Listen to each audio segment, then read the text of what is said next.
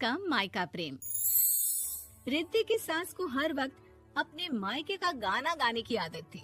अरे बस करना माँ, मामा का ये किस्सा तो 50 बार पहले भी सुना चुकी है। अरे हाँ, तो क्यों ना बताऊं।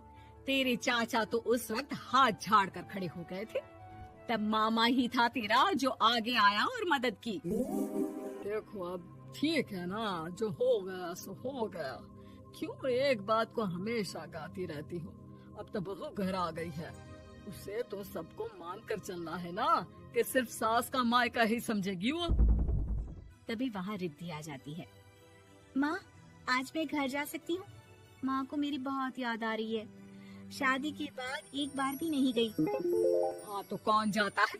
अरे मेरी शादी के बाद जब मैं बिदाई होकर आई, इतना बड़ा ससुराल मेरा, खाने वाले 10 लोग और बनाने वाली मैं सिर्फ एक। ऐसा लग रहा था जैसे सिर्फ खाना बनाने के लिए ही ब्याह किया है। वो तो मेरा भाई था, गांव से एक काम करने वाली चाची को भेज दिया जो मेरा हाथ पटाती थी, और उसको पैसा, खाना, कपड़ा, रहने के लिए कमरा, वो सब किसने दिया था? तुम्हारे भाई ने। ये मामला रोज का था। ससुर भी जब गुस्सा होते तो वो सारी बात कह देते जो उनके मन में इतने समय से चल रही थी। मेरा भाई, भाभी, भतीजा, भतीजी सब छुड़वा दिया। मैंने जीवन भर सिर्फ तुम्हारे परिवार वालों से निभाया, लेकिन अब भी चैन नहीं है तुमको। बहू के सामने सास को लगा कि उसकी बेइज्जती हो रही है। अब सुन बहू, अपने कमरे में जा, कहीं नहीं जाना मायके वायके। घर का काम कौन करेगा? पड़ोसन। बहू समझ जाती है मामला गर्म चल रहा है। कमरे में जाने में ही भलाई है। कमरे में क्या है? तुम्हारी माँ हर वक्त चिक चिक चिक चिक करती रहती है। कल ताई मिली थी तुम्हारी मुझे, लेकिन मजाल है सासू माँ की उन्होंने एक बुराई की हो, लेकिन सासू माँ हाँ, जब देखो तब ससुराल के लोगों की बुराई करती रहती है। बेचारे पापा जी कितना मिस करते हैं अपने घर वालों को। मेरा तो बड़ा मन करता है कि ताऊ जी, चाचा जी और सब मिलकर रहे, ना साथ रहे लेकिन आना जाना तो ठीक से रखे।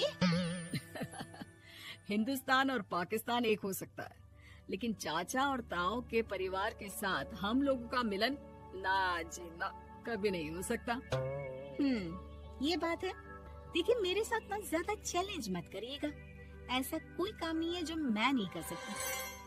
ससुर जी जो कि बहू की बात सुन रहे थे सामने आ जाते हैं। अरे बेटा, तू ये कर सकती है तो प्लीज मेरा परिवार किसी तरह मुझसे मिलवा दे। सारी जवानी तो मैंने किसी तरह काट ली, लेकिन जीवन के इस पड़ाव पर बहुत याद आती है मेरे परिवार की। हाँ हाँ पिताजी, आप चिंता मत करिए, बस मेरा साथ देते रहिए आप दोनों। फिर देखिए कैसे माँ जी भी ठीक हो जाएंगी और पूरा परिवार भी एक हो जाएगा। थोड़ी देर बाद बहू सामान लेकर घर से निकल रही होती है कि मना किया था ना तुझे मायके जाने के लिए, फिर क्यों जा रही है? बहू कुछ कहती इससे पहले ही बेटा बोलने लगता है। क्या है माँ, वो घर जा रही है। वैसे भी उसके माता पिता ने मुझे 10 लाख दिए तब जाकर मेरा काम शुरू हो पाया, वरना तूने मेरे लिए किया क्या है? अरे वाह बेटा, बचपन से पढ़ाया लिखाया, तेरे दुख दर्द में जगी, और आज वो लोग तुझे सही लग रहे हैं। और फिर ससुराल में लड़की खुश रहे, ये तो मायके वालों के जीवन भर की जिम्मेदारी रहती है। तो ये तुमको भी तो सोचना था ना। ताऊ जी ने पापा को पढ़ाया लिखाया, जब तुम नहीं आई थी तो पापा के लिए ताई जी ने पापा की माँ की तरह देखभाल की। अब बोलिए। अरे तू कुछ नहीं जानता बेटा, तेरे पापा को सब पता है, तभी वो उन लोगों से वास्ता नहीं रखते। मैं उन लोगों को जानता हूँ, लेकिन मैं तुम्हें नहीं जानता कि तुम्हारे मन के लायक काम नहीं हुआ तो तुम घर की शांति बर्बाद कर दोगी। सास जोर जोर से चिल्लाने लगती है। तभी वहाँ सास का भाई आ जाता है। अरे क्यों आप लोग मेरी बहन को परेशान करते रहते हैं? पहले ये जीजा कम थे, जब बहू भी आ गई। बहन, मैंने तो 30 साल पहले ही बोला था, अपना हिस्सा ले और छोड़ इन लोगों को, चल अपने साथ। बहू समझ जाती है कि मामा ससुर की नजर किस पर है। देखा, तुम लोग मुझे अकेला मत समझना, मेरा भाई खड़ा है आज भी मेरे लिए।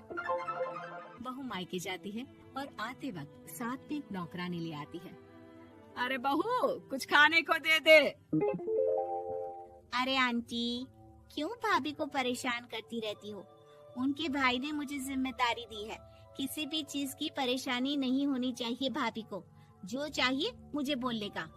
आय हाय, बहू के मायके वालों का इतना दखल। ये मेरा घर है, कोई कल का आए इसे पूरा कैप्चर कर ले, ये बर्दाश्त नहीं होगा मुझसे। क्या हो गया सासू माँ? क्यों सुबह सुबह चिल्ला रही हैं? चमेली, ओ चमेली, क्या कहा था मेरे भाई ने तुझे? अरे दीदी बहुत तेज है आपकी सासू माँ। मैंने तो बोला कुछ चाहिए तो मांग लो मुझसे। अरे निकल यहाँ से, घर को रेलवे स्टेशन बना रखा है, जो देखो वो घुमा जा रहा है यहाँ से वहाँ। ये कहीं नहीं जाएगी। ये जाएगी तो घर का काम कौन करेगा? मैं। हाँ, और क्या करती हैं बहुएं? घर का काम ही तो करती हैं, इसमें नया क्या है? तभी वहाँ ससुर जी आ जाते हैं। हाँ, तो यही बात तो तुम्हें भी समझनी चाहिए थी ना। आज बहू के मायके से नौकर आ गया तो तुम्हें बुरा लग रहा है? अरे तो उस वक्त गर्मा गर्म खाना तो सबने खाया ना। ऐसा तो नहीं है कि मेरे मायके का नौकर था तो सिर्फ मेरे लिए बनाता था। अरे निकालो इसे फिलहाल, बाद में बात करती हूँ। सास का गुस्सा जोर से नौकरानी पर फूटता है। तभी वहाँ बेटा सामान के साथ आकर खड़ा हो जाता है। चलो रिद्धी, तुम ठीक बोलती हो। मेरी माँ को तो हम लोगों की कोई फिक्र है ही नहीं, ये तो सारा दिन सिर्फ अपने बारे में सोचती है। और देखिए, मैं अब से कह रही हूँ कि अब से इस घर की तरफ आपको देखना भी नहीं है। नहीं आना आज के बाद इन लोगों से मिलने। हाँ हाँ, बस कभी कभी दिन में 2 बार मिलने आ जाओ। नहीं, बिल्कुल नहीं। ससुर झूठा नाटक करते हुए। मेरी बीवी ने मुझे मेरे ही परिवार से दूर कर दिया, आज बहू मेरा इकलौता बेटा दूर कर रही है।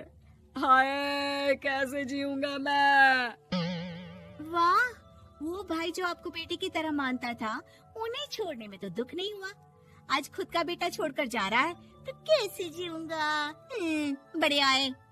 अब सास समझ चुकी थी कि उससे गलती क्या हुई है। मुझे माफ कर दे बहू, अब मेरी समझ में आ गया कि अपनों से दूर कर बीवियां पति का भला नहीं बल्कि उन्हें जीवन में अकेला कर रही है। मुझे माफ कर दे, मैं अब सबसे माफी मांग लूंगी। ससुर जी दूर से बहू को थम्स अप दिखाते हैं।